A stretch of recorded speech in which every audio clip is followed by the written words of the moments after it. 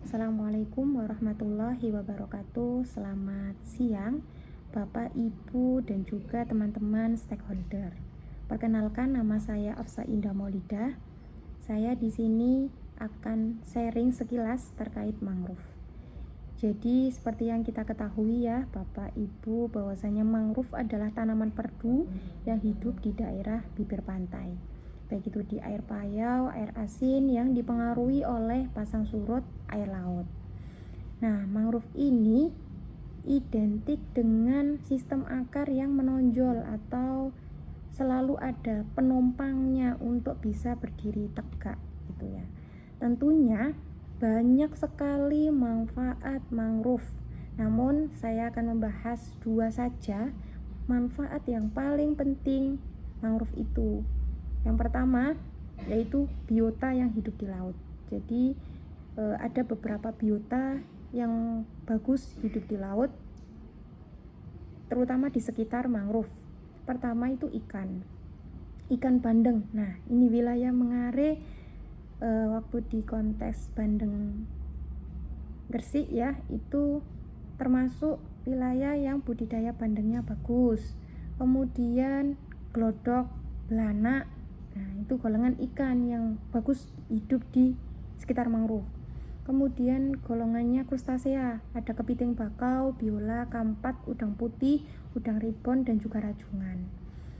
Saya melihat survei Asosiasi Pengolahan Rajungan Indonesia bahwasanya Gresik itu ada dua wilayah yang terkenal rajungannya paling bagus, yaitu wilayah Mengare dan juga wilayah Ujung Pangkah. Untuk wilayah Mengare diameternya itu sekitar 120 cm.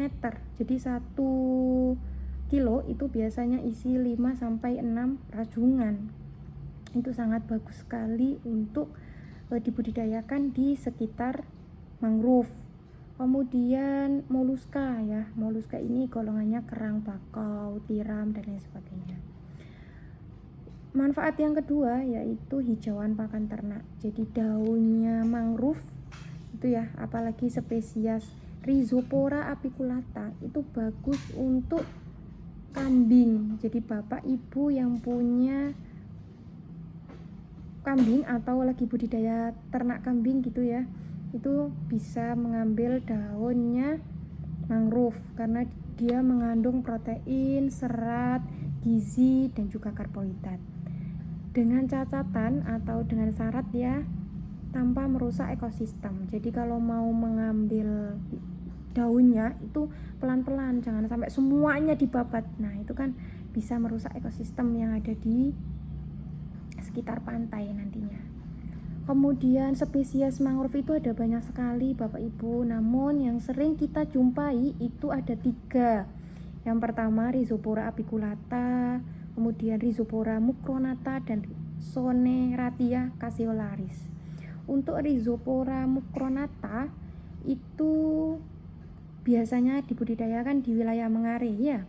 Kalau saya waktu riset di daerah Jember, bahwasanya ada 2 spesies mangrove yang hidup di sana itu, yaitu Rhizopora apiculata dan mucronata, karena ini disesuaikan dengan pH, salinitas, kemudian substratnya, dan kondisi daerahnya, apakah dia bagus atau tidak. Karena mangrove itu kan harus hidupnya di berlumpur gitu ya. Namun kalau misalnya sudah di bibir pantai, ada yang mulai surut, akhirnya kan kering gitu. Ini seperti yang saya jumpai waktu riset di Payangan daerah Jember, yaitu daerah wisata Pantai Papuma. Jadi di sana itu untuk Rhizopora apiculatanya sudah mulai nggak bisa dibudidayakan karena airnya itu sudah mulai surut seperti itu. Nah, perbedaannya kalau apiculata sama-sama ketinggiannya itu 30 cm. Namun kalau apiculata sendiri itu daunnya itu berwarna hijau tua, dan di sana itu punya bunga warnanya merah. Nah, kalau untuk yang mucronata bunganya itu warnanya putih, daunnya itu hijau muda seperti itu. Kemudian bagaimana cara persiapan penanaman mangrove? Untuk persiapan penanaman mangrove, yaitu pertama kita harus menentukan lokasi terlebih dahulu. Kira-kira lokasinya yang strategis, yang air lautnya itu bisa menjangkau mangrove-nya itu. Karena yang saya jumpai, air laut itu sudah mulai surut semua ya. Jadi untuk mangrove-mangrove-nya ini malah nggak terkena air gitu.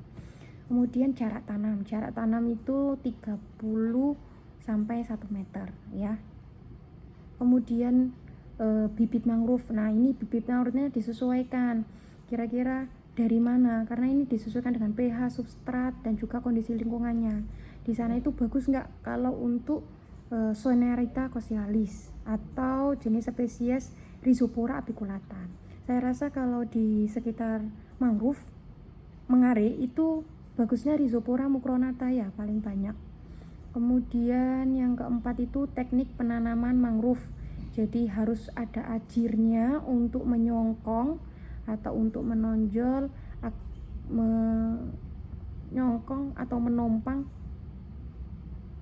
tanamannya sehingga tanamannya itu bisa berdiri tegak. Nah, untuk nanamnya itu bisa dengan jarak 5 cm ke bawah.